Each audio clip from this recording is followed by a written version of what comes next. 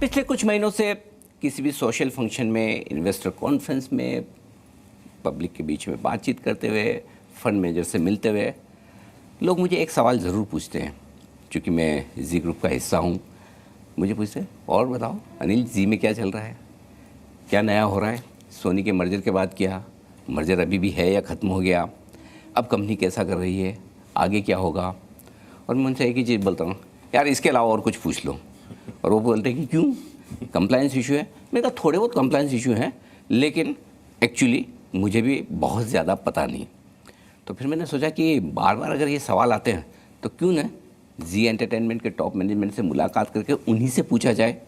अब बात ये आती है कि जब मैं इंटरव्यू करूं तो ऐसा लगता है कि अरे ये तो जी ग्रुप का ही चैनल है, जी बिजनेस है, और वो इंटरव्यू करेगा तो बड़ा एकदम मैनेज्ड काइंड ऑफ इंटरव्यू होगा। तो इस बार मैंने पुनीत गोयनका साहब जो कंपनी के सीईओ हैं, मैंने उनसे रिक्वेस्ट की कि सर एक इंटरव्यू करना चाहता हूँ और इंटरव्यू मैं अपने तरीके से करूँगा। और उन्होंने कहा अरे वेल क्यों नहीं, बिल्कुल। और आज मैं आपके सामने उनसे मुलाकात करने जा रहा हूँ। जी जैसा आप जानते हैं, लव मी और hate me, can't ignore me. और आज ये कंपनी और ये स्टॉक इसी वजह से सुर्खियों में है कि बहुत कुछ हुआ है और बहुत कुछ होने वाला है।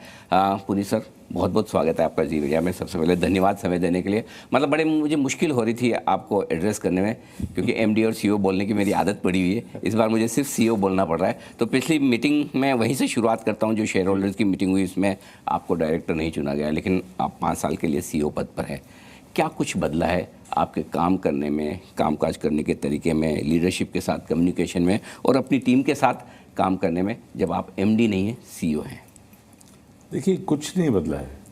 काम करने का तरीका वही है जो पहले था। पूरी टीम आज भी मेरे को ही रिपोर्ट करती है जी। सिर्फ इतना ही बदला है कि मैं बोर्ड मेंबर नहीं रहा हूँ जी। तो उसमें एक्चुअली मेरे लिए तो बेटर है, कंप्लायंसेस कम हो गई मेरे लिए कम पेपर साइन करने पड़ते हैं जी। बट बिजनेस जहाँ तक जो है वो जैसा पहले था वैसे ही है। और ये जो डायरेक्टरशिप नहीं रही है, ये एक्चुअली मेरे लिए बेटर है, क्योंकि अब मेरे को पूरा फोकस बिजनेस के ऊपर लगाने में समय मिल रहा है। तो अगर आप पिछले 1 साल का परफॉर्मेंस जी का देखेंगे जी, जो हम एक समय पे अगर मैं दिसंबर 24 की बात करूं या दिसंबर 23 की बात करूं, तो हम 10.2% प्रॉफिट पे थे जी। इस दिसंबर में हमने 16.1% का प्रॉफिट दिया है। मतलब 60% का ग्रोथ प्रॉफिट में आया है 1 साल के अंदर। ये कैसे हुआ है? इसीलिए हुआ है क्योंकि पूरी मैनेजमेंट इसी फोकस पे लगी हुई है कि हम इस कंपनी को वापस से इंडस्ट्री से बेटर कैसे परफॉर्मेंस दे सकें। ओके। तो इसी पे हमारा फोकस है। तो मैं एक्चुअली एक तरीके से खुश हूँ कि मैं सिर्फ सीईओ हूँ। काम करने के लिए ज़्यादा समय मिल रहा है। करने के लिए ज़्यादा समय मिल मैं आप कंपनी की परफॉर्मेंस पे भी आऊँगा, लेकिन उससे पहले कुछ गरम गरम सवाल है मेरे पास में। लोग मुझे पूछते हैं, देखिए 1 साल हो गया सोनी के साथ मर्जर कॉल ऑफ हो गया, नहीं हो रहा। लोग भी पूछते हैं, कहीं ना कहीं है ना अंदर मानते हैं कि अनिल अभी भी है ना सब खत्म नहीं हुआ, बात चल रही है कहीं कहीं मतलब लोगों का ये मानना है कि बात खत्म नहीं हुई। मैं आपसे ये बहुत साफ साफ जानना चाह रहा हूँ, मतलब परमानेंटली बात खत्म हो गई कि अब सोनी के साथ कभी हम बात नहीं करेंगे, कभी मर्जर नहीं होगा, इट्स ऑल ओवर? या मतलब कहीं राख के अंदर छोटी चिंगारी है जो कभी वापस आग बन सकती है? देखिए, मैं इतना ही कहूँगा अनिल कि कोई बात कभी ख़त्म नहीं होती। आज की तारीख पे सोनी के साथ भले ही मर्जर हमारा फेल हो गया या नहीं हो पाया, जिस भी कारण से, उस पर बहुत चीज़ें हो चुकी हैं, बहुत बातें हो चुकी हैं, तो ज़्यादा उसमें ज़्यादा जाने की कोई आवश्यकता नहीं है मेरे हिसाब से। बट मेरा ये मानना है कि अगर आज भी भले वो सोनी हो या कोई और हो, कोई भी प्रपोजल मेरे पास लेके आते हैं जो कि शेयर होल्डर्स के हित में है, कंपनी के हित में है, मेरे एम्प्लॉयज़ के हित में है, तो मैं उसको 100% कंसिडर करूँगा। आप ओपन हैं? एकदम ओपन हूँ। मेरे घर में कोई ताला नहीं है, मेरे ऑफिस में कोई ताला नहीं है, कोई भी कभी भी आ सकता है, जा सकता है, बात कुछ भी कर सकता है। आपने मुझे हेडलाइन दे दी है आज। बिल्कुल, यानी कि चाहे सोनी हो चाहे कोई और, कोई भी हो, मुझे जो मैंने आपको कहा, मैं फिर से रिपीट करता हूँ, मेरे शेयर होल्डर्स के हित में होना चाहिए, मेरी कंपनी के हित में होना चाहिए और मेरे एम्प्लॉयज़ के हित में होना चाहिए। ठीक बात है, अगर सबका इंटरेस्ट है तो क्यों नहीं। क्यों नहीं। अब आपने कंपनी की परफॉर्मेंस की बात की, आपने बताया भी किस तरह से 60% आपकी प्रॉफिटेबिलिटी बढ़कर आई है, कैसे, क्या कुछ किया है? क्योंकि जो मैंने सुना है और देखा है कि कुछ कॉस्ट ऑप्टिमाइजेशन की है आपने, कॉस्ट कंट्रोल की है और कुछ रेवेन्यू बढ़ाने के काम भी। ज़रा एक बार अपने शेयर होल्डर्स को समझाएं कि क्या कुछ बदला है पिछले 1 साल में जी में। हमने 1 साल पहले हम इस कंपनी को बना रहे थे मर्जर के हिसाब से, राइट। तो उसके चलते काफ़ी कॉस्ट बढ़ गई थी।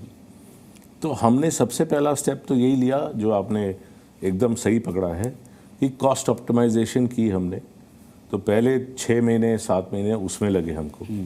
तो सितंबर अक्टूबर तक हमने पूरी कॉस्ट ऑप्टिमाइजेशन को कंप्लीट कर लिया।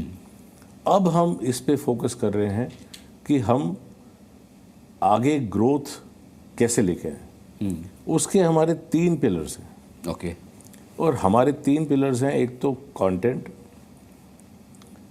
कंटेंट का मोनेटाइजेशन, और तीसरा है फ्रूगैलिटी, मतलब सही दाम पे हम बिजनेस कैसे कर सकते हैं। तो ये हमारे 3 पिलर्स हैं जिस पे हम काम कर रहे हैं। जी और सोनी का मर्जर तो नहीं हुआ, लेकिन दूसरे मर्जर हो गए, बड़े बड़े मर्जर हो गए। जाहिर सी बात है कि आपके लिए कंपटीशन भी बढ़ रहा है, चैलेंजेस बढ़ रहे हैं। लोग बता रहे थे और आप भी जानते हो कि ये मर्जर जी के लिए भी और सोनी के लिए भी बहुत इंपॉर्टेंट था। दोनों साथ में होते तो बात अलग होती। तो अब कंपटीशन जो बढ़ रहा है और जो नए बदलाव हुए हैं, इसमें जी अपने आप को कैसे पोजीशन कर रहा है कंपटीशन से लड़ने के लिए? देखिए, मेरा मानना तो ये है कि कंपटीशन हमेशा ही था इस इंडस्ट्री के अंदर, और हमने इनके साथ इंडिविजुअली भी कम्पीट किया है।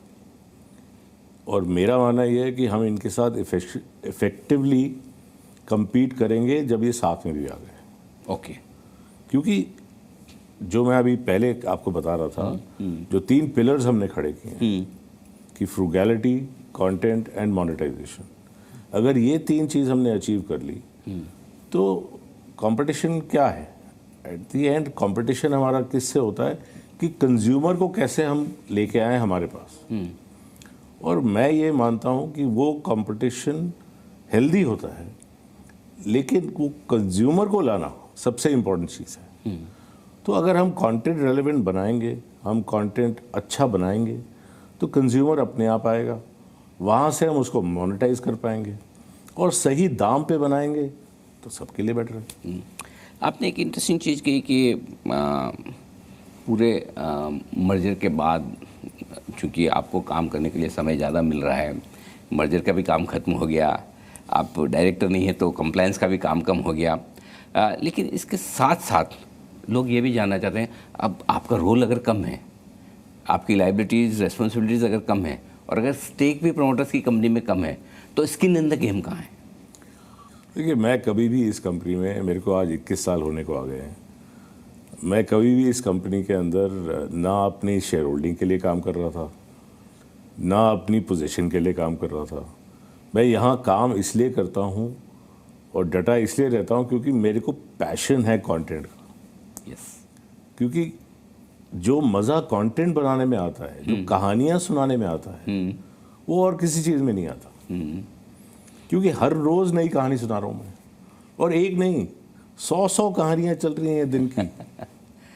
अब आप सोचिए उस पर क्या मज़ा होगा कि अभी हिंदी में क्या कहानी चलनी है, भोजपुरी में क्या कहानी चल रही है, बंगाल में क्या कहानी चल रही है, आंध्र प्रदेश में क्या कहानी है, तेलंगाना में क्या कहानी चलनी है, इसका हाय ही अलग होता है। तो कहानियाँ कहने और सुनने के तरीकों में फ़र्क आ रहा है। कहानियाँ वही हैं, लेकिन शायद टीवी के बजाय OTT पर अलग अलग तरीके से। सो इस बदलते हुए माहौल में जी अपने आप को कैसे पोजीशन कर रहा है? देखिए, मैं वापस से वही बोलूँगा कि हम कहानियाँ सुनाने के लिए हैं यहाँ पे।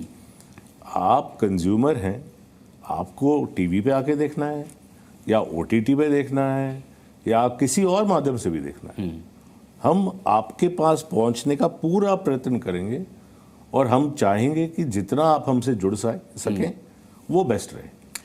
अभी ये बताएं सर, प्रोमोटर्स के अभी स्टेक कितनी है कंपनी में, और क्या आप कंफर्टेबल हैं या इसे और बढ़ाने के बारे में कोई प्लान है?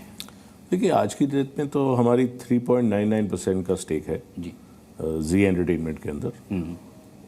ऑफ कोर्स हमारा ऑब्जेक्टिव हमेशा है कि हम इस स्टेक को बढ़ाएं। कैसे बढ़ाएंगे, अभी उसके रास्ते ढूंढ रहे हैं, बट बढ़ाएंगे ज़रूर, ये मैं कह सकता हूँ। कमिटमेंट बढ़ाएंगे, ये बात बिल्कुल। की बिल्कुल, क्योंकि शेयर होल्डर्स ये जानना चाहते हैं कि अल्टीमेटली कम स्टेक के साथ आप सीईओ हैं, और अगर 5 साल का विजन लेकर आप चल रहे हैं तो वो विजन कंपनी के लिए और प्रोमोटर्स का अपने लिए क्या होगा? देखिए, ये दो चीज़ों को मिक्स नहीं करना चाहिए। ओके। कंपनी का विजन अपनी जगह है, तो कंपनी को तो ऊपर बढ़ाना ही बढ़ाना है हमको। प्रोमोटर्स का स्टेक जहाँ तक है वो एक पर्सनल मैटर है। ओके।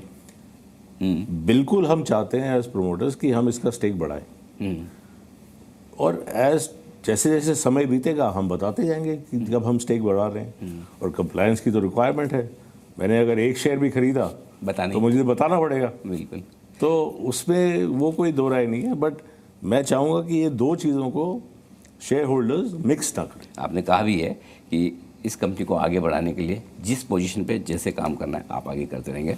हमारी शुभकामनाएं आपके साथ है और उम्मीद करता हूँ जी एंटरटेनमेंट के शेयर होल्डर्स ये इंटरव्यू देख के बहुत कुछ इंसाइट लेंगे और शायद उनका कॉन्फिडेंस और बढ़ेगा।